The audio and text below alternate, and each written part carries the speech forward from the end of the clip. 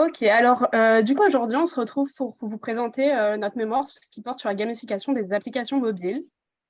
Ces dernières années, l'utilisation croissante d'applications a révolutionné les tâches quotidiennes qu'on a pu avoir et le marketing mobile a donc dû se réinventer pour répondre aux besoins des utilisateurs, introduisant ainsi le concept de la gamification en 2010. Il est inspiré des serious games, qui sont des logiciels qui introduisent des concepts ludiques dans des endroits un peu moins ludiques tels que le travail, l'éducation. Et la gamification est donc un concept très récent. Commençons par définir les concepts clés de notre étude. La gamification désigne une expérience ludique et amusante ressentie par l'individu lorsqu'il utilise une application qui présente des éléments de conception de jeu dans des contextes non liés au jeu. Une application mobile est un programme téléchargeable de façon gratuite ou payante et exécutable à partir d'un système d'exploitation d'un smartphone ou d'une tablette. Elle peut avoir une vocation commerciale, marketing et ou publicitaire. Et enfin, l'engagement client fait référence au niveau de motivation du client lié à la marque, dépendant du contexte, caractérisé par des niveaux spécifiques d'activité cognitive, émotionnelle et comportementale dans les interactions avec une marque. Donc, en ce qui concerne les chiffres clés, le marché mondial de la gamification, il est évalué à 11,94 milliards de dollars en 2021. C'est un chiffre qui a doublé en 3 ans. C'est un concept qui prend de plus en plus d'ampleur, notamment grâce à l'évolution des technologies qui sont utilisées par les applications mobiles. Au cours des dernières années, il y a une tendance croissante à utiliser des applications mobiles avec un nombre de téléchargements qui est passé de 140 milliards en 2016 à 204 milliards en 2019 dans le monde. En revanche, bien que l'utilisation des applications mobiles soit répandue, seuls 32% des utilisateurs utilisent une même application plus de 10 fois et 25% des applications mobiles ne sont utilisées qu'une seule fois après avoir été téléchargées. L'objectif des entreprises est donc de trouver des solutions pour favoriser l'engagement et la fidélité des utilisateurs. Concernant l'intérêt du sujet, donc l'intérêt ici est premièrement de savoir comment la gamification des applications permet de changer le comportement des utilisateurs. Donc l'une des raisons pour lesquelles la gamification devrait théoriquement contribuer à motiver les comportements des consommateurs est qu'elle introduit souvent des aspects hédoniques tels que le plaisir et l'amusement dans des tâches et ou des comportements perçus comme intéressants ou utilitaires. Deuxièmement, il permet de comprendre que conserver l'engagement des utilisateurs est un défi crucial pour les organisations exploitant ces applications. Et troisièmement, de connaître les effets à long terme de la gamification. Finalement, de montrer que la gamification a considérablement amélioré les connaissances, les attitudes et les intentions comportementales des consommateurs, quel que soit le domaine de l'application, que ce soit une application de shopping, de finance, de bien-être, etc. Donc, la gamification dans les applications mobiles, elle peut être illustrée par l'exemple de l'application Duolingo, comme on peut le voir là, qui permet d'apprendre des langues des langues de manière ludique, toujours face à tout un système de jeux qui comprend une menu spécifique interne, un classement, des défis, mais aussi un système de vie. Donc, tous ces éléments de gamification, ils poussent l'utilisateur à s'engager en partageant son expérience et surtout en revenant sur l'application, en jouant notamment avec le FOMO, le Fear of Missing Out, en proposant des récompenses lorsqu'on vient plusieurs fois d'affilée sur l'application. Duolingo a d'ailleurs vu ses chiffres doubler depuis 2021, avec plus de 500 millions d'utilisateurs enregistrés, dont 60,7 millions qui sont actifs au moins une fois par mois et 16,3 millions qui sont actifs quotidiennement en 2023, contre 9,1 millions en 2021. Donc, cette application, elle nous montre donc l'intérêt de gamifier les applications mobiles pour toucher un plus grand nombre de personnes et réussir à les engager sur le long terme. Nous allons donc pouvoir nous questionner sur dans quelle mesure les différents types d'affordance suscitent-ils des motivations intrinsèques et extrinsèques qui influencent la fidélité à une application. Voici tout d'abord les références bibliographiques qui nous ont aidés à construire notre revue de la littérature. Et avec la revue de littérature où nous avons étudié dans un premier temps le contexte non marchand en fonction des affordances liées à une application servicielle gamifiée, ainsi que les caractéristiques psychologiques du consommateur. Puis dans un second temps, nous aborderons le contexte marchand selon les motivations de l'utilisateur liées à une application de shopping gamifiée, ainsi que de son comportement. Avant tout, on peut commencer en définissant le terme d'affordance comme les éléments et mécanismes qui structurent les jeux et aident à induire les expériences ludiques, selon l'article 1. Par la suite, les articles 1 et 4 nous ont également permis d'identifier 3 éléments constitutifs de la gamification des applications mobiles. Tout d'abord, les affordances axées sur la réussite et la progression, qui comprennent des éléments de jeu populaires tels que les badges, les points, les classements. Ensuite, on a les affordances axées sur le social, qui incluent des fonctionnalités communautaires telles que l'ajout d'amis et qui favorisent ainsi la coopération et la compétition en permettant de suivre les avancées de chacun. Et enfin, les affordances axées sur l'immersion sont liées quant à elles au monde virtuel, permettant aux utilisateurs de jouer différents rôles dans un système d'histoire ou d'aventure, avec la possibilité de personnaliser leur profil. Donc, l'article 3 nous permet d'imager ces affordances grâce à une application gamifiée qui a pour but d'aider ses utilisateurs à réduire leur consommation d'énergie chez eux. Donc, l'étude de cette application est fixée à long terme puisque la réduction de consommation d'énergie est un objectif qui ne se réalise pas instantanément.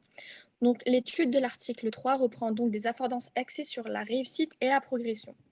Donc, cette étude est divisée en 2 parties. Donc, la première partie étant de comparer 2 groupes de consommateurs, un groupe témoin, donc les consommateurs qui n'utilisent pas l'application, et un groupe où les consommateurs utilisent cette application gamifiée. Donc, cette partie, elle possède une hypothèse divisée en 3, donc hypothèse 1, A, B et C. Et la deuxième partie de cette étude est de modéliser les facteurs qui aident à modifier les comportements du consommateur. Et donc, cette partie-là possède 3 hypothèses, dont les hypothèses 2, 3 et 4.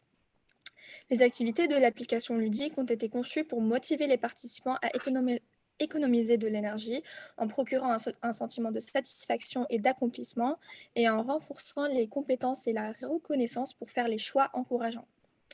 Il y avait trois activités dans l'application. Premièrement, Fully Loaded, qui était un aspect de l'application qui se concentrait sur le comportement d'économie d'énergie lors du lavage des vêtements. Le second était Temperature Defender, qui se concentrait sur les comportements d'économie d'énergie liés à l'utilisation des climatiseurs. Et le troisième et dernier était Powerade, qui encourageait les participants à éteindre des interrupteurs et les appareils lorsqu'ils ne s'en servaient pas. Donc, ces 3 activités ont expliqué aux utilisateurs comment obtenir des points, des badges et des trophées à l'aide d'un système de récompense cohérent. Donc, l'hypothèse 1, qui fait partie de cette première partie de l'étude, nous permet donc de mieux comprendre les affordances. On cherche donc à savoir si des utilisateurs d'applications ludiques par rapport au groupe non programmé, donc de contrôle, présentent hypothèse 1A, attitude plus positive envers les comportements durables, hypothèse 1B, intention comportementale durable plus positive et hypothèse 1C, des habitudes de comportement durable plus positives. Donc, toutes ces hypothèses-là ont été validées et donc les attitudes à l'égard des comportements éco-énergétiques étaient significativement plus positives pour les participants au programme après avoir joué au jeu que pour le groupe témoin, ce qui signifie que les affordances de cette application ont bien eu un effet sur les clients.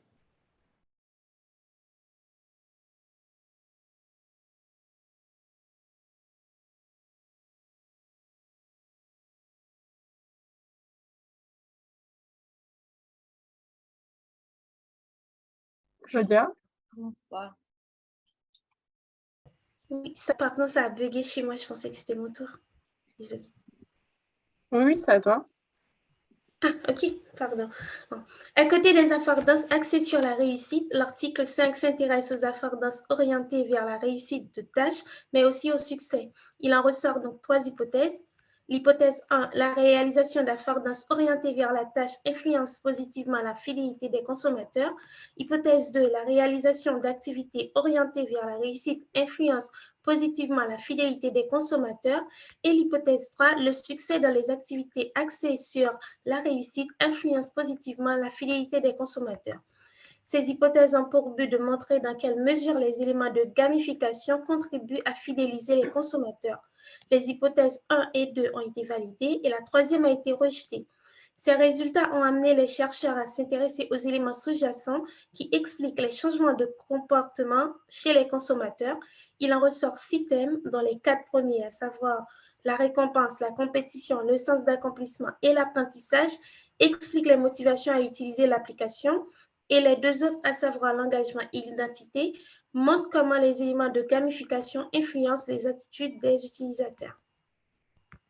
Donc, pour faire suite aux affordances présentées précédemment, nous allons identifier différentes caractéristiques psychologiques de l'utilisateur dans le contexte d'une application servicielle. Nous retrouvons tout d'abord deux modèles conceptuels ici présentés, très similaires dans lequel le premier repose sur la théorie SSMD, c'est-à-dire le modèle autosystémique de développement de la motivation, désignant les contextes qui satisfont les besoins psychologiques de base des individus et favorise ensuite son engagement, tandis que le second modèle repose ensuite sur les théories de l'autodétermination et sur le modèle d'acceptation de la technologie. Ainsi, nous distinguons clairement trois grands axes similaires aux deux modèles. Tout d'abord, l'axe des affordances que nous avons évoqué précédemment. On constate que dans le premier modèle, les hypothèses H2 et H3 ont été en partie rejetées car l'interaction avec des éléments du jeu à vocation sociale dans l'application est exclusivement positivement associée à la satisfaction du besoin d'appartenance. Il n'y a donc aucune relation significative avec la satisfaction du besoin de compétence et on découvre même une relation négative avec le besoin d'autonomie. De même, les résultats ont montré que l'interaction avec les éléments de jeu axés sur l'immersion dans l'application ne favorise que la relation avec la faction de satisfaction des besoins. Les affordances axées sur l'immersion ne présentent ainsi aucun effet significatif sur la signification du besoin de compétences et d'autonomie. Il est donc essentiel d'allier ces trois affordances dans une application gamifiée pour conduire l'utilisateur à satisfaire les besoins psychologiques présents dans le second axe. Donc en effet, on observe ensuite l'axe psychologique qui rassemble les besoins essentiels à satisfaire pour l'utilisateur. On retrouve alors dans les deux modèles le besoin de compétence qui est lié au challenge et au sentiment d'efficacité dans la réalisation d'une activité, mais aussi le besoin d'autonomie qui suppose un sentiment de liberté chez l'utilisateur. Par ailleurs, un troisième besoin est présenté dans le premier modèle, celui lié à l'appartenance. Il permet ainsi aux utilisateurs d'échanger et partager son activité avec d'autres acteurs du système gamifié. De cela, on découle ainsi deux choses. Donc, premièrement, une motivation autonome selon le second modèle qui se base sur la théorie de l'autodétermination. Et deuxièmement, un engagement de l'utilisateur envers l'application. Ces éléments se traduisent tous deux, par exemple, par une hausse de la perception des utilisateurs quant à la facilité d'utilisation et de l'utilité des applications, ou encore un meilleur attrait esthétique de l'application. Cela les amène alors à développer des attitudes plus favorables à l'égard de ces dernières. Et c'est ce que nous allons constater au sein du dernier axe, qui représente donc les comportements découlant de l'axe psychologique, et plus particulièrement de l'engagement de l'utilisateur en ce qui concerne le premier modèle. En effet, cet engagement envers l'application gamifiée favorise l'intention d'utilisation continue, ainsi que celle d'effectuer du bouche à oreille, et donc également positivement associé à l'évaluation de l'application. Et cela apportera un meilleur référencement à l'application sur l'Apple Store ou le Play Store, et favorisera ainsi l'arrivée de nouveaux clients. Donc aussi, l'article 3 repose sur un modèle conceptuel qui se base sur la théorie du comportement planifié. Donc cette théorie postule que le comportement humain, pour être effectif, doit tout d'abord être décidé ou planifié, d'où le nom de théorie du comportement planifié. Donc les hypothèses de la deuxième partie de l'étude de l'article 3 expliquent cette théorie du comportement planifié. Donc les hypothèses H2 à H4 concernent le deuxième objectif de la recherche menée par l'article 3, donc qui est de comprendre les facteurs qui favorisent les changements, à savoir comment les éléments de conception de jeu basés sur les récompenses influencent les attitudes et les intentions des consommateurs envers les comportements durables. Donc ainsi, ces relations visent à montrer comment la gamification augmente les comportements de durabilité. Les trois hypothèses s'enchaînent avec l'hypothèse H2, citant que les affordances ont un effet direct sur les intentions de comportement durable. L'hypothèse 3 continue avec le fait que les intentions de comportement durable aboutissent à un changement positif au niveau des habitudes du comportement durable. Et enfin, l'hypothèse 4 qui dit que les habitudes de comportement durable mènent à un résultat comportemental. Donc, toutes ces hypothèses-là ont été validées.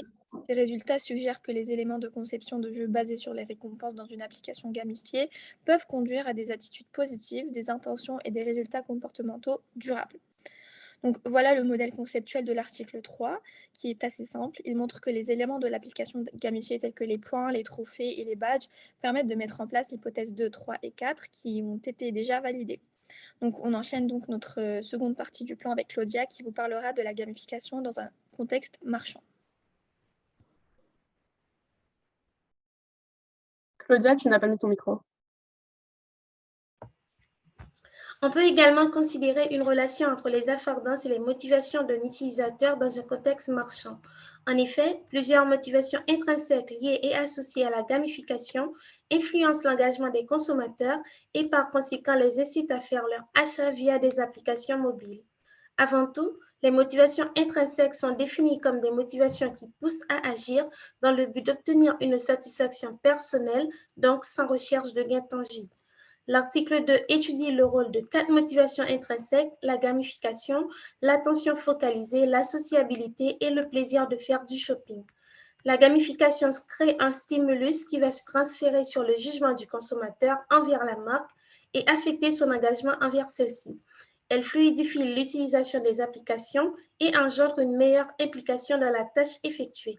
Il y a une absorption totale dans la tâche due à une dissociation temporelle et environnementale, c'est-à-dire que la conscience et l'attention du consommateur sont focalisées sur uniquement l'activité. D'ailleurs, en 2012, Herzig et al. Ont montré que dans le contexte d'une application commerciale, la fluidité a un effet très important sur l'engagement. L'attention focalisée, quant à elle, est un des éléments de la perception hédonique du consommateur qui joue un rôle essentiel sur l'engagement. En ce qui concerne le plaisir perçu au cours de l'achat, selon Davis, le simple fait d'utiliser la technologie donne du plaisir à l'utilisateur. Qui plus est, lors de ces achats, un consommateur est influencé par son état émotionnel.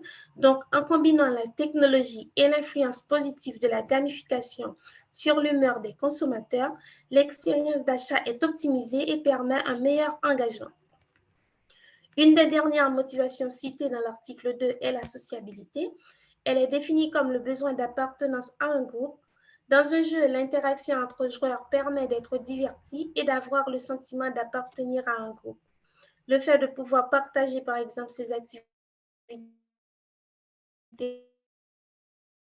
d'achat avec sa famille ou ses amis, consommer. En Chine, l'application WeChat, utilisée en exemple dans l'article 2, permet non seulement de faire des achats, mais aussi d'interagir avec ses proches, permettant ainsi de créer ce sentiment de sociabilité très apprécié de la population étudiée. Par ailleurs, il existe également des motivations extrinsèques qui désignent une action réalisée dans le but d'obtenir une récompense qui peut être tangible, psychologique ou sociale. Par exemple, les utilisateurs de l'application ludique présentée dans l'article 4 ont la possibilité d'échanger les points obtenus dans l'application contre des récompenses tangibles comme des bons de réduction pour l'achat de produits sponsorisés, donc par exemple des billets de match ou des maillots dédicacés, etc. Toutefois, s'il est prouvé que la motivation extrinsèque n'est pas efficace pour favoriser la fidélité à long terme, des études montrent que des éléments de jeu qui s'y rapportent peuvent conduire à un comportement durable et à l'atteinte d'états intrinsèques importants. Donc, passons donc maintenant au comportement des utilisateurs d'applications gamifiées en fonction des variables intrinsèques définies antérieurement par Claudia. Donc, comme dit plus tôt, la gamification, elle succède au concept de serious game qui permet de favoriser les motivations intrinsèques des utilisateurs. Donc, dans la continuité, la gamification, elle fait de même pour les consommateurs et elle joue désormais sur leur comportement d'achat. Donc, en introduisant des éléments gamifiés et ludiques, l'effort cognitif des utilisateurs, il est réduit et du coup, ça représente un avantage considérable pour les revendeurs étant donné que 95% de nos décisions d'achat, elles se prennent inconsciemment. En revanche, suite à des études du comportement d'achat des consommateurs, il a été démontré que le prix et l'innovation des produits, ils sont désormais plus suffisants pour jouer sur l'intention d'achat. C'est pourquoi, du coup, dans l'article 2, on a étudié le rôle des motivations intrinsèques sur l'engagement des consommateurs et leur intention d'achat via les applications mobiles. Pour cela, le modèle d'acceptation de la technologie de Davis a été utilisé pour prédire le comportement d'achat des consommateurs via les smart stores gamifiés. Donc, plusieurs hypothèses ont été soulevées et découlent les unes des autres. Les 4 premières, elles supposent que la gamification des achats, l'attention focalisée, le plaisir du shopping et la sociabilité ont un effet positif sur le shopping engagement. Et du coup, qu'est-ce que le shopping engagement? C'est considéré comme l'implication émotionnelle et le fait d'interagir directement avec un système. C'est donc l'aptitude de la technologie à captiver l'attention de l'utilisateur en lui permettant d'être impliqué dans l'activité d'achat. L'engagement, il détermine alors l'interaction empirique entre les consommateurs et la marque. Donc, suite à l'analyse quantitative réalisée auprès de la population chinoise via l'application WeChat, qui est utilisée quotidiennement par plus d'un milliard d'utilisateurs, il y a un lien positif et significatif c'est fait entre les motivations intrinsèques définies plus tôt et le shopping engagement, qui confirme du coup les premières hypothèses. En effet, la gamification des achats, c'est l'une des principales motivations qui stimule l'engagement et il a un impact indirect sur l'intention d'achat des consommateurs utilisant une application mobile. La recherche, elle a également confirmé la relation positive entre sociabilité et engagement. Mais elle montre aussi que sur une application marchande, plaisir et attention focalisée jouent un rôle déterminant dans l'engagement. C'est donc pourquoi la gamification elle possède une grande importance, notamment pour les entreprises, étant donné qu'elle permet de se différencier des concurrents et d'engager le consommateur en améliorant l'interaction justement entre l'utilisateur et la plateforme. Par la suite, les auteurs ils ont supposé que l'engagement client il avait un effet positif sur l'intention d'acheter en utilisant une application mobile. Cette hypothèse elle a été validée car un consommateur engagé envers une marque grâce aux motivations intrinsèques, notamment la gamification, aura une intention d'achat via l'application mobile plus conséquente, étant donné qu'il aura créé un sentiment d'identification envers la marque. Son implication envers elle, du coup, elle sera intensifiée. Et enfin, en H6 et H7, on suppose que l'expérience antérieure d'achat en ligne a un effet sur l'intention d'acheter via une application mobile, mais aussi qu'elle modère positivement l'effet de l'engagement sur l'intention d'acheter en utilisant une application mobile. Ces deux hypothèses, elles ont été confirmées, étant donné que d'un côté, il a été démontré que plus un consommateur est expert en utilisation d'une plateforme de shopping en ligne, plus il sera prêt à continuer à acheter sur celle-ci. Donc, s'il a déjà une expérience d'achat sur application ou sur Internet, il aura plus de chances d'avoir un meilleur engagement et de réitérer l'expérience. D'un autre côté, si cette expérience a été bonne, l'intention d'achat sera d'autant plus importante. Du coup, l'expérience antérieure va alors jouer positivement sur l'intention d'achat et amplifier l'engagement des consommateurs. Par conséquent, il est intéressant pour les entreprises de faire des campagnes de communication, par exemple, pour expliquer comment leur application fonctionne, pour avoir plus de chances de renforcer l'engagement des consommateurs en enrichissant leur expérience antérieure d'achat, augmentant donc leur prédisposition à acheter des applications. Concernant maintenant les réducteurs du gap que nous avons pu identifier, nous observons quelques limites communes, telles qu'un manque d'études à long terme, un manque d'études longitudinales plus précisément, ainsi que la présence de plusieurs études où les affordances ont été étudiées de manière plus isolée, tandis que dans d'autres, les motivations extrinsèques et extrinsèques ont également été étudiées de manière indépendante. Pour nos futures recherches, nous avons donc pris en compte à la fois les affordances et les deux types de motivations. Ainsi, grâce aux limites de ce tableau, nous avons pu développer la problématique suivante: dans quelle mesure les différents types d'affordance suscitent des motivations intrinsèques et extrinsèques qui influencent la fidélité à une application? Donc, avant de vous présenter notre analyse quantitative, voici le modèle conceptuel que nous avons établi au préalable. En effet, grâce à tous les éléments qu'on a pu constater tout au long de la revue de littérature, nous avons réalisé un modèle conceptuel qui reprend l'ensemble des informations et qui les synthétise. On a donc pris en compte le fait que les affordances ainsi que les motivations intrinsèques et extrinsèques avaient un rôle sur le comportement des utilisateurs envers les applications mobiles gamifiées.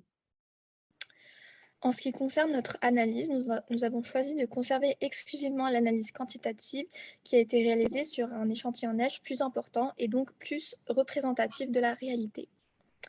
Donc, afin de conduire notre analyse quantitative et vérifier nos hypothèses de recherche, nous avons créé un questionnaire en adaptant les échelles originales des différents articles étudiés à notre sujet.